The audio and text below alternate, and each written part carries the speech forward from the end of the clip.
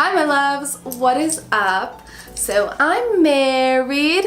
You know, the date flew by, the day was crazy, the day was fast. But in today's video, I'm still going to be doing Project Bride's videos even though the wedding has passed. In today's video, I'm going to show you 3 DIY projects, super easy, that I did for my wedding, for very important pieces that brides need. The reason why I did it was to save money, and also I wanted exactly what I wanted, like the vintage rustic style, because that was kind of my theme. So the first thing I'm going to show you is our welcome sign. So this turned out beautiful. I bought this mirror on clearance for $7. You heard me right, $7. Because there was a little crack in the corner, but the mirror is beautiful, the frame is beautiful. So I was like, I'm buying this right now.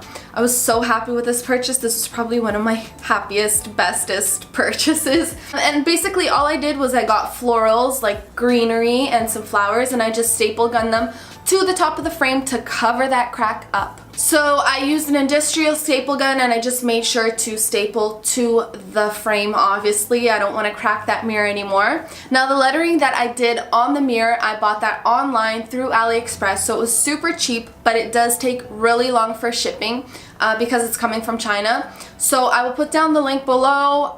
You can put in your name, your groom's name, your bride's name, or whatever, and the date, and yeah, it turns out perfectly, and then you just transfer it onto your mirror. So this was really beautiful. We had an outdoor wedding ceremony, so the welcome sign was right there before you went down to our ceremony, and it's just so beautiful, the mirror with the sky and the trees and everything. This was a beautiful touch. I was so happy with the outcome of this DIY. The second one is our beautiful rustic seating chart. So I just bought some really cheap wood at Home Depot, and I cut it down to the size that I needed, and I screwed in some stuff here too just to hold it together. And then I stained this wood because I wanted it to be darker. It comes in a lighter color.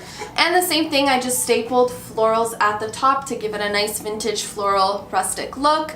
And all of the table numbers and list of people, I just did this on PicMonkey, so I chose some beautiful text and put some flowers on the edge and printed them all out, cut them, and I just use a thumbtack to hammer it in onto this wood. At the top I just put our names, date, find your seat.